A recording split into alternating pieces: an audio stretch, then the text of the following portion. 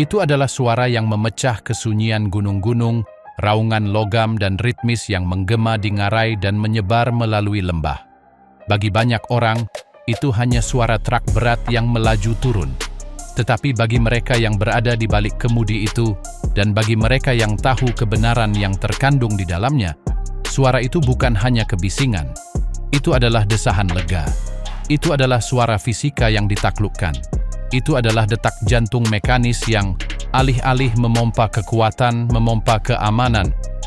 Karena raungan khas itu adalah garis pertahanan terakhir sebelum panas mengubah rem menjadi abu, sebelum penurunan sejauh 20 km berubah menjadi hitungan mundur yang tak terkendali. Hari ini kita tidak hanya akan menjelaskan apa itu rem jake. Hari ini kita akan masuk ke dalam perut mesin diesel untuk menyaksikan transformasi radikal, di mana mesin yang memberi kehidupan pada truk menjadi, atas kehendak para insinyurnya dan keahlian pengemudinya, jangkar terkuat yang ada. Sebuah kisah tentang bagaimana musuh terbesar sebuah mesin bisa jadi, secara paradoks, adalah mesin itu sendiri. Berat gravitasi. Bayangkan sejenak bahwa tanggung jawab Anda bukan untuk membawa sekantong belanjaan dari mobil ke dapur. Bayangkan tugas Anda adalah memindahkan katedral baja, terisi penuh hingga setiap sudut, di sepanjang ular aspal yang berkelok-kelok di antara pegunungan.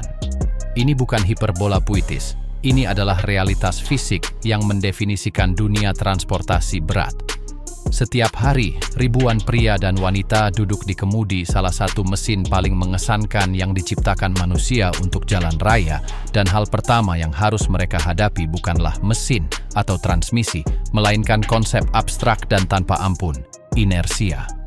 Ini bukan tentang satu bagian truk, ini tentang musuh yang harus dihadapi bagian itu. Ini tentang kekuatan brutal gravitasi, tentang batas-batas fisika yang kita ketahui, dan tentang saat seorang insinyur melihat sebuah mesin yang hanya tahu cara berakselerasi, memiliki ide yang akan mengubah segalanya.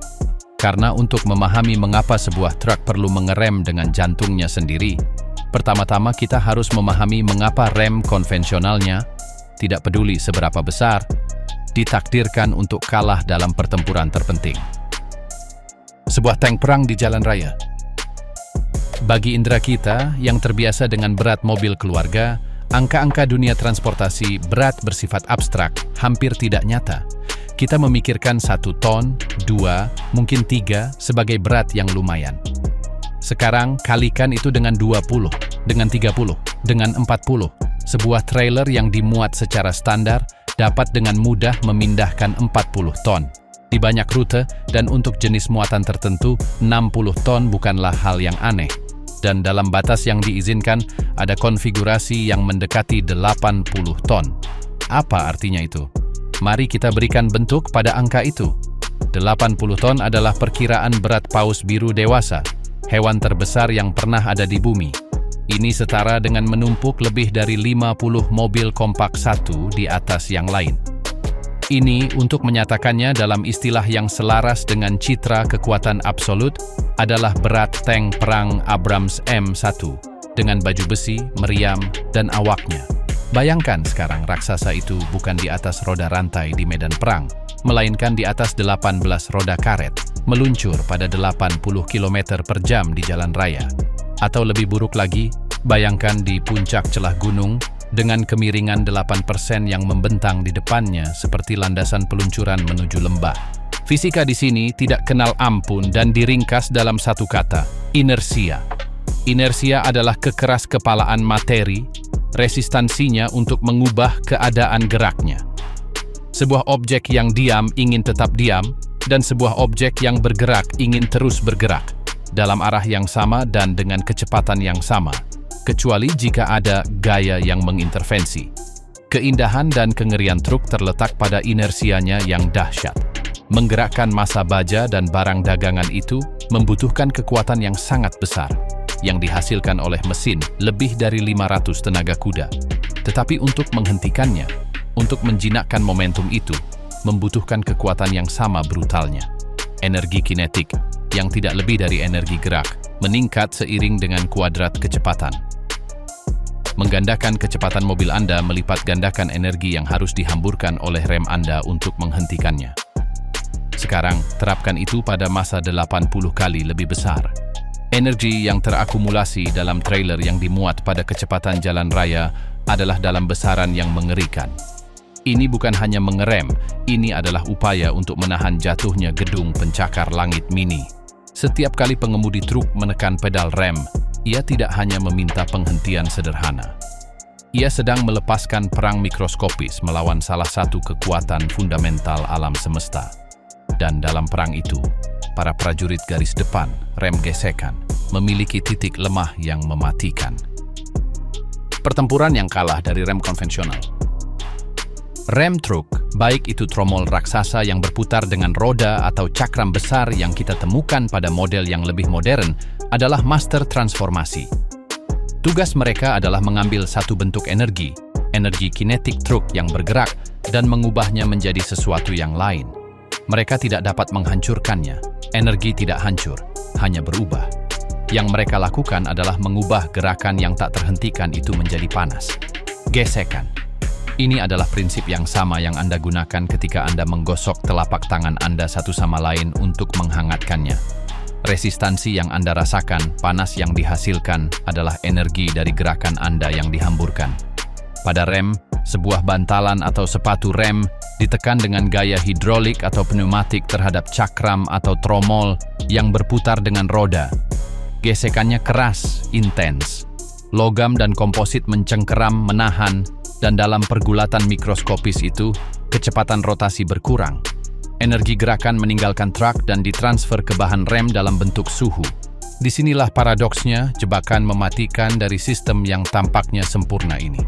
Panas adalah hasil dari pekerjaannya dan juga algojonya. Bahan gesekan dirancang untuk beroperasi dalam kisaran suhu optimal. Namun dalam penurunan yang berkepanjangan, pengereman bukanlah kejadian sesaat, melainkan permintaan yang konstan. Pengemudi harus menjaga tekanan yang hampir terus-menerus pada pedal untuk mencegah gravitasi mempercepat keseluruhan. Ini seperti mencoba menuruni lereng curam di mobil Anda dengan menjaga kaki Anda menyentuh rem. Rem tidak punya waktu untuk menghilangkan panas yang mereka hasilkan ke udara, karena mereka menghasilkan panas baru lebih cepat daripada yang bisa mereka lepaskan. Suhu menumpuk. Dan ketika melebihi ambang batas kritis, fenomena yang dikenal sebagai fading atau hilangnya daya rem terjadi. Ini adalah nama yang menipu untuk situasi yang penuh teror. Yang terjadi adalah bahan-bahan yang terkena panas ekstrem mulai rusak. Bantalan dapat mulai melepaskan gas yang menciptakan lapisan isolasi antara mereka dan cakram, secara dramatis mengurangi gesekan. Cakram atau tromol yang memerah panas dapat mengalami deformasi. Akibatnya, pengemudi menekan pedal dengan kekuatan yang sama, merasa bahwa resistansi menghilang. Pedal menjadi lunak, kenyal, seolah-olah menginjak kapas. Gaya pengereman menguap. Truk, alih-alih menahan kecepatannya, mulai berakselerasi. Dan pada saat itu, pengemudi dihadapkan pada kenyataan yang menakutkan. Alat kontrol utamanya, yang telah ia percayai sepanjang karirnya, telah mengkhianatinya. Gesekan, kekuatan sehari-hari yang memungkinkan kita berjalan dan memegang benda, telah mencapai batas absolutnya. Penurunan gunung yang panjang untuk truk berat bukanlah perjalanan, melainkan oven bergerak yang menguji rem hingga kehancuran. Dan di jurang teknis inilah intuisi memperdayai kita, karena itu membuat kita percaya bahwa ada sekutu tersembunyi yang dalam kasus truk tidak pernah ada di sana. Tipuan intuisi. Mengapa mobil Anda mengerem dengan mesin tetapi truk tidak? Jika Anda pernah mengemudikan mobil dengan transmisi manual di jalan pegunungan, Anda tahu triknya. Alih-alih menyiksa rem pada turunan yang panjang, Anda berpindah ke gigi yang lebih rendah. Anda melepaskan pedal gas dan segera Anda merasakan kendaraan mengerem sendiri, seolah-olah ada tangan tak terlihat yang menariknya ke belakang. Mesin tampak meraung, putaran mesin naik, dan kecepatan tertahan secara ajaib. Intuisi kita mengatakan mesin sedang mengerem, dan kita benar. Tetapi yang tidak diberitahukan oleh intuisi kita adalah mengapa mesin bensin kita dapat melakukan itu dan mengapa jantung truk, mesin diesel, pada dasarnya tidak dapat melakukannya secara alami.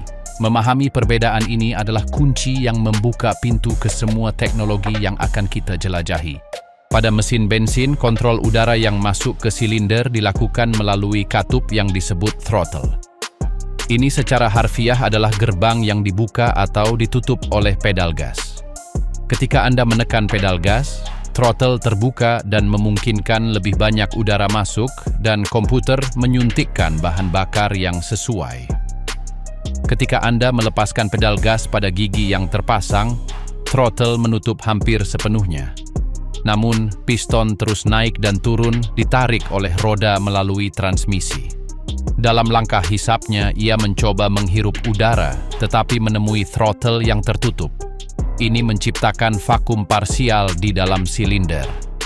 Dalam langkah-langkah berikutnya, vakum itu, kekurangan udara itu, menjadi resistansi yang luar biasa. Piston harus berjuang melawan hisapan yang diciptakannya sendiri. Ini seperti mencoba menggerakkan pendorong jarum suntik dengan jari menutupi ujungnya. Sangat sulit. Perjuangan itu adalah energi yang diambil dari gerakan kendaraan. Mesin tersedak, berhenti menjadi generator dan menjadi pompa vakum yang mengerem roda. Ini adalah pengereman yang lembut, progresif, dan gratis. Sekarang masuklah ke kabin truk dengan mesin diesel. Filosofinya berbeda. Diesel tradisional, terutama yang beraspirasi alami yang mendominasi jalan raya selama beberapa dekade, tidak memiliki throttle di saluran masuk. Desainnya sangat rakus, ia menginginkan semua udara yang bisa ditelannya sepanjang waktu. Udara masuk dengan bebas, tanpa batasan. Daya dikontrol semata-mata dengan memvariasikan jumlah bahan bakar yang disuntikkan. Ketika pengemudi truk melepaskan pedal gas pada turunan, satu-satunya yang ia lakukan adalah memotong injeksi diesel. Tetapi piston terus naik dan turun, ditarik oleh roda, dan dalam setiap langkah hisap mereka terisi udara pada tekanan atmosfer tanpa usaha apapun. Tidak ada vakum, tidak ada resistansi, tidak ada perjuangan. Hasilnya sesederhana menakutkan. Mesin diesel terputus dari bahan bakar menjadi sekumpulan bagian yang hampir bebas. Ia menawarkan hambatan minimal sebanding dengan kompresor udara yang sangat efisien. Ia tidak mengerem. Ia memungkinkan truk meluncur menuruni bukit dengan kebebasan yang hampir total, seperti gerbong kereta api tanpa lokomotif di lereng. Di sini, dikotomi fundamental ditegakkan. Mesin diesel adalah generator gaya tarik yang fantastis, tak tertandingi. Ia adalah raksasa yang memindahkan gunung. Namun sebagai sistem pengeriman, dalam keadaan alaminya ia tidak berguna. Kontradiksi inheren ini mengubah setiap turunan besar menjadi tindakan kepercayaan pada rem gesek yang, seperti yang telah kita lihat, memiliki kapasitas terbatas. Ini adalah kekosongan yang harus diisi. Ini adalah masalah yang menuntut solusi cerdik. Dan dalam skenario inilah pengalaman pengemudi berubah menjadi mimpi buruk. Mimpi buruk pengemudi gunung. Mari kita tempatkan diri kita pada posisi mereka sejenak. Ini bukan latihan imajinasi. Ini adalah rekonstruksi memori kolektif ribuan profesional sebelum teknologi datang menyelamatkan. Anda telah melewati celah. Mesin telah menderu selama bermil-mil, silinder demi silinder, menyuntikkan kekuatan kasarnya untuk mengatasi gravitasi. Anda mencapai puncak, berpindah ke gigi rendah, dan di hadapan Anda terbentang lembah dengan jalan berliku ke bawah seperti bekas luka di gunung. Beberapa meter pertama terasa lega. Mesin beristirahat. Tetapi setelah beberapa detik, speedometer yang tadinya turun mulai naik lagi. Gravitasi, sunyi dan tak terhentikan, semakin menguat. Anda mengaplikasikan sentuhan rem pertama. Jarum turun, Anda lepaskan. Beberapa menit kemudian, kecepatan meningkat. Sentuhan menjadi lebih sering, tekanan pada pedal lebih lama. Anda mulai mencium bau manis yang menyengat yang merayap melalui ventilasi. Itu adalah bau lapisan kampas rem yang terbakar. Itu adalah bau peringatan. Kaki kanan Anda tidak lagi meninggalkan pedal. Anda menahannya dalam tekanan konstan, mencari titik yang tepat di mana kecepatan tetap stabil. Tetapi jarum speedometer itu pengkhianat. ia naik sedikit. Anda menekan pedal lebih keras. Kecepatan tertahan, tetapi sekarang Anda merasakan sesuatu yang berbeda. Di mana sebelumnya ada resistensi yang kuat, sekarang ada kekaburan. Pedal telah turun sedikit lebih jauh dari biasanya, responsnya kurang langsung. Itu adalah pudar. Otak Anda, yang terlatih untuk ini, mulai menghitung secara real time. Anda memiliki sisa 10 km turunan. Baunya sekarang seperti hangus logam. Melalui kaca spion kiri, Anda bisa melihat kolom-kolom tipis asap kebiruan keluar dari tromol roda belakang. Panasnya sangat intens, sehingga membakar debu dan sisa minyak. Tangan berkeringat di kemudi. Setiap tikungan mendekat seperti ujian. Akankah rem bertahan untuk ini? Dan untuk yang berikutnya? Anda tahu bahwa jika Anda menekan terlalu lama, rem bisa gagal sepenuhnya. Jika Anda tidak menekan cukup, kecepatan akan lepas kendali. Ini adalah keseimbangan di atas tali tipis, di mana jurang dicat dengan warna pagar pembatas. Ini bukanlah adegan dari film bencana, ini adalah, dan dalam beberapa kasus masih bisa, kenyataan turunan yang salah direncanakan atau dengan peralatan yang mencapai batas. Ketegangan di kabin terasa, keheningan yang hanya dipecahkan oleh suara jalan dan detak jantung Anda sendiri. Anda membutuhkan sesuatu yang lebih. Anda membutuhkan jangkar. Anda membutuhkan kekuatan yang membantu Anda menahan raksasa itu, yang tidak bergantung pada keausan dan panas. Anda membutuhkan, pada dasarnya, raksasa di depan Anda, mesin, untuk berhenti menjadi penonton pasif dan mulai bekerja demi keuntungan Anda. Atau lebih tepatnya, melawan gravitasi. Teriakan putus asa rekayasa itu didengar, dan jawabannya tidak datang dari penambahan sesuatu dari luar, melainkan dari ide yang cemerlang sekaligus berlawanan dengan intuisi. Jika mesin tidak mengerem dengan sendirinya, kita harus memaksanya untuk melakukannya. Sebuah ide revolusioner lahir. Jika tidak mengerem, buatlah ia mengerem. Solusinya tidak bisa hanya dengan membuat rem lebih besar. Ada batasan fisik dan ruang. Itu juga tidak bisa menjadi sistem listrik atau hidrolik independen yang mengonsumsi energi dari mesin, karena itu akan kontraproduktif. Jawabannya harus elegan, efisien, dan muncul dari esensi mesin itu sendiri. Demikianlah lahir konsep frenomotor atau retarder. Ide umumnya memiliki keindahan logis yang luar biasa. Alih-alih melawan sifat mesin, gunakanlah sifat itu untuk melawannya. Manfaatkan arsitekturnya sendiri, siklus kerjanya, massa, dan gerakannya untuk menciptakan resistensi. Ini bukan tentang menambahkan rem baru ke truk. Ini tentang mengkonfigurasi ulang mesin untuk sementara waktu agar tidak lagi menjadi pendorong dan menjadi penghalang. Bayangkan seorang anak mendorong ayunan. Anda memberinya dorongan agar bergerak. Itu adalah mesin dalam mode traksi. Sekarang anak itu mengerem ayunan dengan meregangkan kakinya dan menyeretnya di tanah. Ia menggunakan tubuhnya sendiri dan hubungannya dengan ayunan untuk menghentikan gerakan. Itu adalah, pada dasarnya, apa yang dilakukan rem mesin. Ia mengubah mesin menjadi kaki yang bergesekan dengan tanah untuk mengerem ayunan, yaitu truk. Dan dalam sejarah revolusi ini, sebuah nama ditulis dengan huruf kapital, Jacobs Vehicle Systems. Pada pertengahan abad ke-20, para insinyur mereka tidak melihat mesin diesel dan hanya melihat generator daya. Mereka melihat ke dalam blok besi yang berfungsi itu, mengamati kekerasan yang terkontrol dari pistonnya, tekanan ekstrem di silindernya, dan mereka melihat sesuatu yang lain. Mereka melihat potensi untuk penahanan. Mereka melihat bahwa pada saat kompresi maksimum, ketika udara ditekan hingga batas brutal, ada energi yang tersimpan yang, jika dilepaskan dengan cara yang berbeda, tidak akan mendorong truk ke depan, melainkan akan menahannya. Mereka tidak menemukan rem baru. Mereka menemukan bahwa rem selalu ada di sana, terpendam dalam siklus 4 langkah, menunggu untuk diaktifkan. Sistem khusus ini, yang paling terkenal dan tersebar luas, dikenal dengan banyak nama.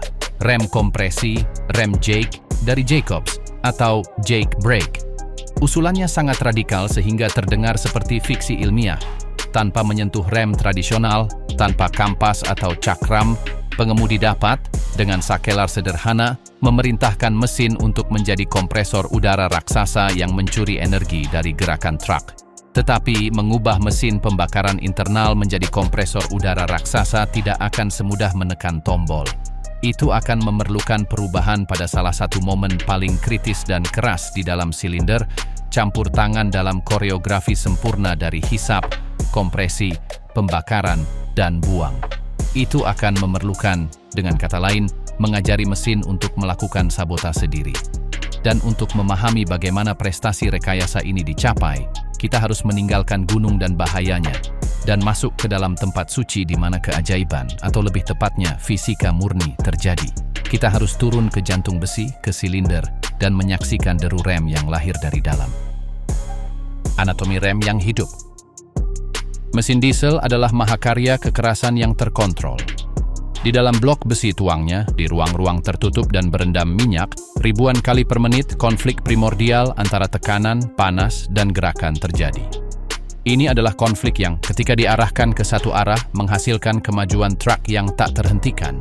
Tetapi ada sakelar, sebuah ide, yang dapat membelokkan kekerasan itu menuju tujuan yang berlawanan. Mari kita sekarang melakukan perjalanan ke bagian dalam keajaiban itu. Kita meninggalkan skala epik pegunungan dan bobot raksasa untuk fokus pada mikrokosmos, di mana semuanya terjadi. Di sini, dalam ruang beberapa sentimeter kubik, dalam perjalanan beberapa sentimeter piston, disinilah mesin berhenti menjadi pelayan percepatan untuk menjadi master pengereman. Kita akan menyaksikan langkah demi langkah bagaimana kudeta mekanis paling cemerlang dalam rekayasa otomotif dieksekusi, bagaimana deru kekuatan diubah menjadi deru kontrol. 4 detak mesin diesel, ulasan dengan tujuan. Sebelum mengubah ritme, kita harus mengetahui lagu aslinya. Siklus 4 langkah mesin diesel bukanlah urutan arbitrer. Itu adalah tarian sempurna. Ritual konversi energi kimia menjadi gerakan mekanis. Bayangkan sebuah silinder tunggal. Piston adalah atletnya, seorang pelari yang hanya bergerak lurus, naik turun, di dalam silindernya. Gerakan pertama adalah hisap. Piston memulai langkahnya ke bawah. Ini adalah gerakan hisap pembukaan. Sebuah katup di kepala silinder terbuka dan udara murni dan padat dihisap dari luar. Silinder terisi. Tidak ada batasan, tidak ada katup. Ini adalah tegukan atmosfer yang dalam dan rakus. Kemudian datanglah langkah kedua, yaitu kompresi. Piston setelah mencapai bawah membalikkan arah dan mulai naik. Kedua katup, hisap dan buang, tertutup rapat. Udara yang terperangkap tidak memiliki jalan keluar. Saat piston naik, ruang berkurang. Udara diperas, dikompresi, dikemas dalam sebagian kecil dari volume aslinya. Tekanan melonjak. Suhu sebagai konsekuensi tak terhindarkan dari kompresi naik secara dramatis. Ini adalah momen kritis. Piston sedang melakukan pekerjaan monumental. Ia menginvestasikan energi mekanis berasal dari inersia poros engkol atau silinder lain untuk menyimpan energi potensial dalam bentuk udara bertekanan tinggi dan bersuhu tinggi. Ini seperti mengompres pegas raksasa hingga batasnya. Seluruh kekuatan kenaikan piston berubah menjadi pompa tekanan yang siap meledak. Tindakan ketiga adalah pembakaran atau ledakan. Tepat sebelum piston mencapai titik tertinggi langkahnya, titik mati atas, semprotan bahan bakar diesel yang sangat halus disuntikkan langsung ke dalam ruang udara yang sangat panas dan sangat terkompresi ini. Tidak diperlukan percikan api. Lingkungan sangat tidak ramah sehingga bahan bakar menyala secara spontan, secara terkontrol, tetapi keras. Ledakan yang dihasilkan bukanlah pukulan kering, melainkan ekspansi gas yang membara yang mendorong kepala piston ke bawah dengan kekuatan raksasa. Ini adalah pelepasan pegas. Seluruh energi potensial yang tersimpan dalam kompresi, ditambah energi kimia bahan bakar, kini berubah menjadi dorongan kuat yang memutar poros engkol dan, pada akhirnya, roda. Ini adalah detak yang menghidupkan truk. Akhirnya, langkah keempat, buang. Piston didorong oleh inersia poros engkol dan dorongan dari silinder lain kembali naik. Kali ini, katup buang terbuka. Piston bertindak sebagai pengusir, menyapu gas yang sudah terbakar, yang sudah tidak berguna, keluar dari silinder dan mengirimkannya ke manifold buang. Silinder dibersihkan, disiapkan. Dan ketika piston kembali ke puncak, katup buang menutup, katup hisap terbuka, dan siklus dimulai lagi. Hisap, kompresi, pembakaran, buang. Ini adalah mantra mekanis, ritme vital yang menggerakkan dunia. Ini adalah kenormalan. Tetapi bagaimana jika pada saat yang paling tegang, pada klimaks kompresi, kita mengubah aturan? Kudeta mekanis mengganggu ritme vital. Bayangkan pemandangan di dalam silinder selama waktu kompresi. Piston berada pada kenaikan akhirnya. Udara sedang ditekan ke kepala silinder. Tekanannya adalah ratusan pon per inci persegi. Suhunya melebihi 500 derajat Celcius.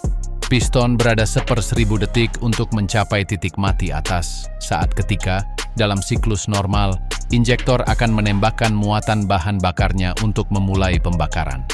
Energi potensial yang tersimpan adalah maksimal. Ini adalah saat ketegangan maksimal, tepat sebelum pelepasan. Sekarang, aktifkan rem Jake. Pada saat yang tepat itu, sinyal listrik mengalir ke solenoid. Ini, pada gilirannya, mengaktifkan mekanisme hidrolik atau pneumatik yang melakukan sesuatu yang luar biasa. Membuka katup buang. Bukan katup masuk, tetapi katup buang, pintu keluar. Dan membukanya bukan di akhir siklus, tetapi tepat pada puncak kompresi.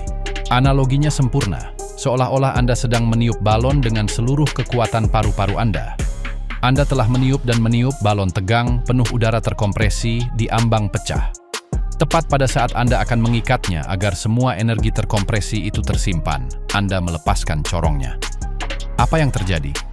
Semburan udara yang keras keluar, balon melesat tidak menentu melintasi ruangan, dan semua energi yang Anda investasikan untuk meniupnya menghilang dalam sekejap kekacauan suara. Tidak ada dorongan yang berguna, hanya pemborosan tenaga. Itulah yang persis terjadi di dalam silinder. Dengan membuka katup buang pada titik mati atas kompresi, udara bertekanan brutal tidak perlu menunggu piston turun didorong oleh ledakan. Ia segera keluar dengan keras menuju manifold buang.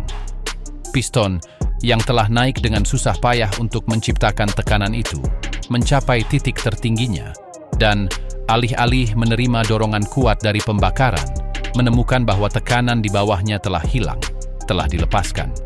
Tidak ada gaya yang mendorongnya ke bawah. Lebih buruk lagi, dalam gerakan berikutnya, piston harus memulai gerakan turunnya, tetapi sekarang ia melakukannya di dalam silinder di mana tekanannya jauh lebih rendah dari normal, hampir atmosfer. Tidak ada bantalan gas yang mengembang, hampir ada kevakuman. Hasilnya adalah bahwa penurunan piston jauh dari memberikan energi menjadi gerakan yang mengekstrak energi. Dari generator ke konsumen, mesin yang menelan kekuatannya sendiri. Sekarang, kalikan efek itu pada 6, 8, 10, 12 silinder bekerja dalam urutan yang terkoordinasi sempurna oleh poros engkol. Dalam siklus normal, setiap silinder pada waktu pembakarannya memberikan dorongan kuat pada poros engkol, berkontribusi untuk mempercepatnya dan, oleh karena itu, truk. Dengan Jake brake diaktifkan, setiap silinder pada waktu kompresi yang dimodifikasi memberikan tarikan. Urutan berubah, alih-alih dorongan, dorongan dari silinder yang terbakar, kita memiliki tarikan dari silinder yang mencuri energi. Dari mana energi untuk melakukan kerja kompresi yang berakhir dengan ledakan yang tidak berguna itu berasal? Itu berasal dari gerakan truk itu sendiri. Roda menggelinding menuruni bukit karena gaya gravitasi berputar. Putaran itu ditransmisikan melalui diferensial dan kotak persneling hingga ke poros engkol mesin. Poros engkol pada gilirannya yang memaksa piston naik untuk melakukan kompresi. Ini adalah lingkaran konsumsi energi yang sempurna. Inersia truk yang menurun memberikan gaya agar mesin melakukan pekerjaan mengompresi udara, yang setelah disabotase pada saat terakhir, tidak mengembalikan energi, tetapi menghamburkannya dalam bentuk panas dan suara di knalpot. Mesin berhenti menjadi bos, penyedia. Ia menjadi musuh internal terbesar gerakan. Ini adalah beban aktif, jangkar internal yang pistonnya bukan lagi pendorong, melainkan pompa pengereman. Ia berhenti mengubah bahan bakar menjadi gerakan, dan mulai mengubah gerakan menjadi suara dan panas. Inilah mengapa nama teknis rem kompresi sangat akurat. Pengereman tidak terjadi pada ledakan, tetapi pada tindakan mengompresi udara itu sendiri untuk kemudian menyia-nyiakan kompresi itu. Ini adalah pengereman melalui sabotase siklus produktif. Perintah penjinak, bagaimana pengemudi memanggil rem? Di dalam kabin, pemanggilan kekuatan ini bukanlah tindakan magis, melainkan tarian yang tepat dengan mesin. Tidak cukup hanya ingin mengerem. Kita harus menciptakan kondisi agar mesin menerima peran barunya. Pertama, ada sakelar khusus, sering ditandai dengan simbol daun pohon yang distilisasi oleh Jacobs, atau dengan kata-kata engine brake atau Jake. Sakelar ini bukan pedal, ini adalah sakelar yang mempersiapkan sistem, yang memberitahu komputer dan aktuator hidrolik untuk bersiap. Namun mengaktifkan sakelar tidak melakukan apapun dengan sendirinya. Pengemudi harus memenuhi dua kondisi fisik yang krusial, ritual dua langkah yang merupakan kunci segalanya. Pertama, kaki harus sepenuhnya keluar dari pedal gas. Ini masuk akal. Jika bahan bakar disuntikkan, mesin kembali ke siklus pembakaran normalnya dan rem dinonaktifkan. Kedua, dan ini yang paling kritis, pedal kopling harus dilepaskan dan transmisi harus terhubung pada persneling. Ini adalah poin yang membingungkan bagi yang tidak berpengalaman. Alasannya mendasar. Rem Jake hanya berfungsi jika mesin terhubung secara mekanis ke roda. Jika Anda menginjak kopling, Anda melepaskan transmisi. Mesin tetap berputar bebas, tanpa beban, dan roda berputar bebas. Tidak ada koneksi. Mesin dapat mencoba melakukan kompresi dan pelepasannya. Tetapi karena tidak dipaksa untuk menaikkan piston oleh inersia truk, melainkan hanya oleh energi kinetiknya sendiri, efeknya minimal dan akan cepat hilang. Ini seperti mencoba mengerem truk dengan mendorong udara di depan Anda. Rem Jake membutuhkan truk untuk mendorong mesin agar ini dapat melawan. Oleh karena itu, pengemudi memilih persneling rendah, melepaskan pedal gas, melepaskan kopling, dan kemudian sistem mulai beraksi. Ini adalah tarian. Sakelar on, kaki keluar dari pedal gas, kopling dilepaskan, persneling terhubung. Tingkat, rendah, sedang, tinggi. Dalam sistem modern biasanya bukan lagi jumlah silinder, tetapi intensitas pembukaan katup atau saat pembukaan. Tetapi idenya sama, mengontrol agresivitas rem internal. Rendah adalah bisikan penahanan, tinggi adalah geraman pengereman yang ganas. Pengemudi memodulasi ini sesuai dengan kemiringan dan berat, mencari titik yang tepat di mana kecepatan tetap konstan tanpa menyentuh pedal rem. Orkestra gemuruh, mengapa suaranya seperti dewa yang marah? Dan demikianlah kita sampai pada suara, gemuruh metalik berpalu yang mendefinisikan penurunan truk berat. Itu bukan suara pembakaran. Kita sudah memutus injeksi bahan bakar. Itu adalah suara ledakan udara. Pikirkan lagi tentang balon. Pop yang dihasilkannya saat dilepaskan adalah pelepasan tiba-tiba udara terkompresi yang menyebabkan gelombang kejut suara. Di dalam manifold buang truk, pop itu terjadi, tetapi secara terkontrol dan berurutan, silinder demi silinder, puluhan kali per detik. Udara dikompresi hingga tekanan ekstrim, dilepaskan secara tiba-tiba melalui katup buang yang terbuka. Ia membentur dinding manifold, mengembang dengan keras, dan menciptakan gelombang suara frekuensi rendah tetapi dengan intensitas yang brutal. Ini adalah suara dentuman yang tumpul dan kering. Pada level tinggi, di mana semua silinder terlibat, urutan dentuman ini begitu cepat dan kuat, sehingga menyatu menjadi tat-tat-tat-tat yang berkelanjutan, palu mekanis yang bergema di lanskap. Ini adalah suara energi kinetik truk yang dihancurkan, silinder demi silinder, menjadi akustik murni. Itu bukan suara usaha, itu adalah suara usaha yang dinonaktifkan. Ini adalah soundtrack fisika yang dipaksa bekerja terbalik. Dan karena kekuatan suara ini, karena deklarasi akustik dari kekuatan yang terkandung ini, rem Jake dilarang di banyak daerah perkotaan dan perumahan. Ini bukan iseng. Suara itu dapat dengan mudah melebihi 100 desibel sebanding dengan gergaji mesin atau konser rock. Dalam keheningan malam di lingkungan perumahan dekat jalan raya, gemuruh itu bukanlah suara keselamatan, melainkan polusi suara yang tidak dapat ditoleransi. Tanda-tanda Tidak ada rem mesin atau rem kompresi dilarang, tidak ada di sana karena membenci teknologi, melainkan sebagai fakta koeksistensi. Mereka adalah pengingat bahwa kekuatan yang luar biasa ini, yang lahir di silinder, memiliki gema yang meluas jauh melampaui jalan raya. Namun menguasai raungan ini hanyalah setengah dari seni. Karena di tangan yang tidak berpengalaman atau dalam kondisi yang salah, kekuatan penyelamat nyawa ini dapat, dalam sekejap, melepaskan kekacauan di jalan. Batas antara kontrol dan bencana setipis lapisan es di aspal. Karena rem Jake, betapapun cemerlangnya, bukanlah kekuatan yang maha kuasa. Ia memiliki aturan ketat, batas berbahaya, dan konteks di mana penggunaannya menjadi tindakan presisi tinggi, di mana kesalahan waktu atau penilaian dapat membengkokkan truk atau mengirimnya ke selip yang tidak terkendali. Babak ketiga cerita ini bukan tentang kekuasaan, melainkan tentang tanggung jawab yang menyertainya. Strategi penurunan sempurna bukan hanya tombol. Bagi pengemudi pemula, rem Jake adalah tombol yang mengerem. Bagi profesional, ini adalah alat manajemen energi. Perbedaan antara kedua konsep ini adalah yang memisahkan penurunan terkontrol dari keadaan darurat. Strategi dimulai jauh sebelum tanjakan pertama. Pengemudi ahli saat mendekati turunan panjang mengevaluasi.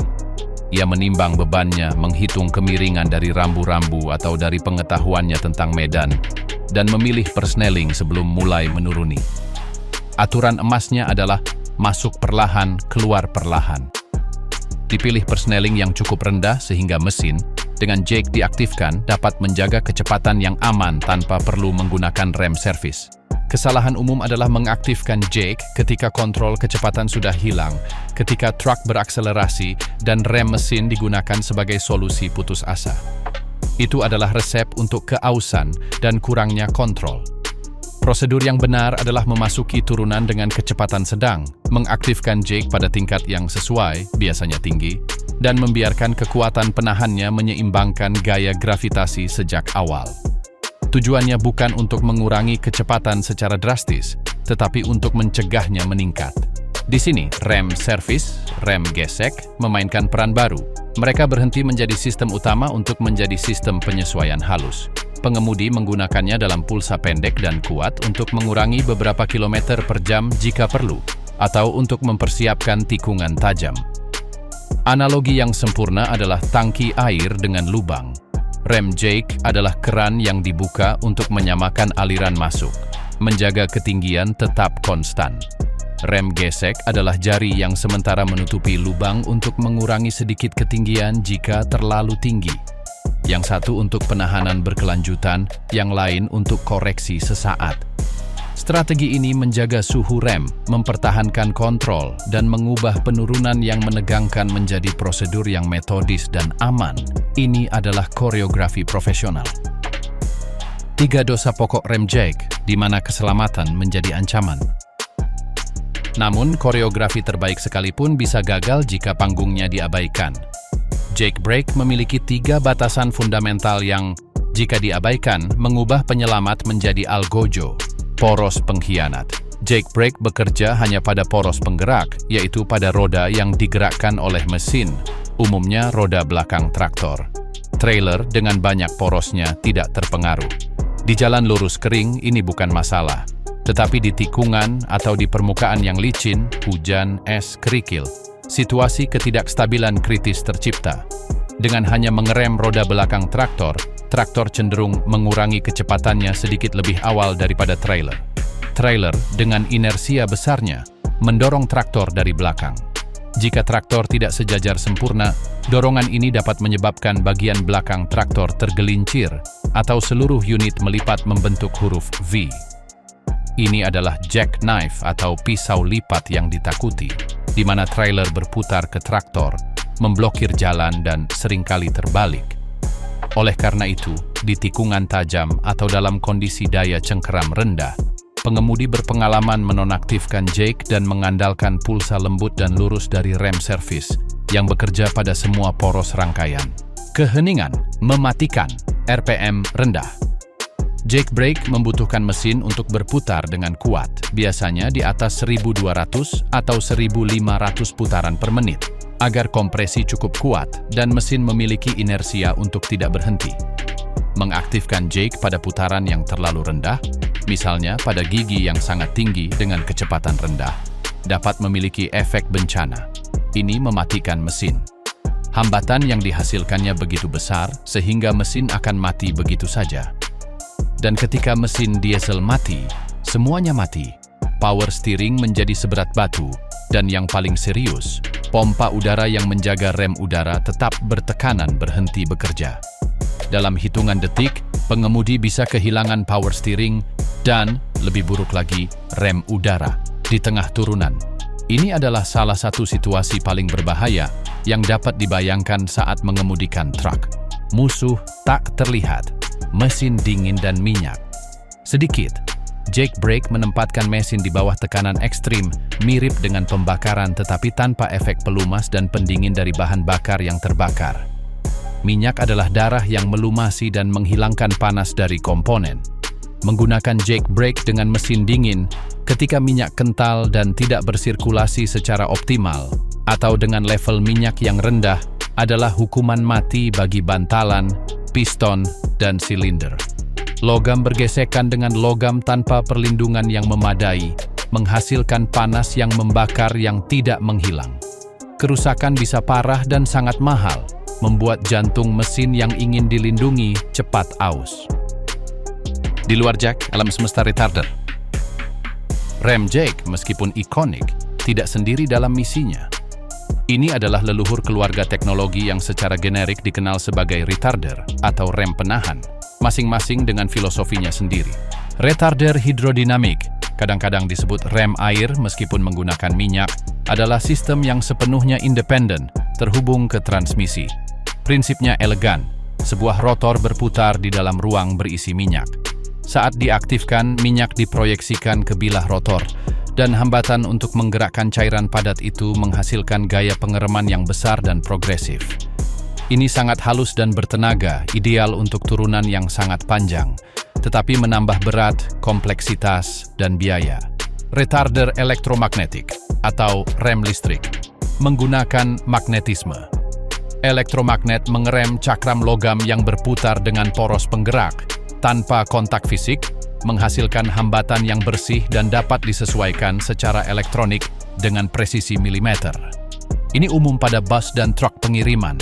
Bahkan ada sistem pengereman knalpot yang menempatkan katup di knalpot untuk menciptakan tekanan balik, mematikan mesin dan mencuri energi dari gas buang. Ujung tombak pada truk kelas atas seperti truk jarak jauh Eropa adalah kombinasi cerdas. Sebuah mesin dapat dilengkapi dengan Jake brake untuk pengereman primer dan retarder hidrodinamik atau elektromagnetik yang terintegrasi pada poros belakang atau transmisi untuk tenaga tambahan dan kehalusan ekstrem. Pengemudi memiliki kontrol yang mengoordinasikan semua sistem ini secara bersamaan, menciptakan daya pengereman mesin yang dapat melampaui, dalam hal gaya penahan, daya tarik mesin itu sendiri. Evolusi elektronik ketika chip mengambil alih. Masa depan sudah ada di kabin paling modern dan disebut integrasi. Unit Control Machine (ECU) tidak lagi hanya mengelola injeksi. Sekarang, terhubung ke sensor kemiringan, GPS, radar, dan kontrol stabilitas, ia menjadi autopilot pengereman mesin. Sistem seperti penurunan bukit otomatis memungkinkan pengemudi untuk menetapkan kecepatan target. ECU mendeteksi kemiringan melalui GPS atau sensor inclinometer, secara otomatis mengaktifkan Jake brake dan memodulasi intensitasnya dan bahkan mengganti gigi jika perlu untuk mempertahankan kecepatan yang tepat itu tanpa pengemudi menyentuh pedal apapun. Lebih cerdas lagi, sistem dapat secara otomatis menonaktifkan Jake brake saat mendeteksi tikungan tajam melalui GPS atau sensor sudut kemudi untuk mencegah ketidakstabilan dan mengaktifkannya kembali saat keluar dari tikungan. Ini dapat memodulasi intensitas berdasarkan berat kotor kendaraan yang dihitung oleh sensor suspensi. Pengemudi berhenti menjadi operator untuk menjadi pengawas, seorang ahli strategi yang mendelegasikan eksekusi teknis ke sistem elektronik yang tidak pernah salah dan tidak pernah lelah. Raungan Jack bukan lagi hanya perintah manual. Ini adalah respons dari sistem saraf digital yang merasakan dunia dan bereaksi untuk menjaga keseimbangan.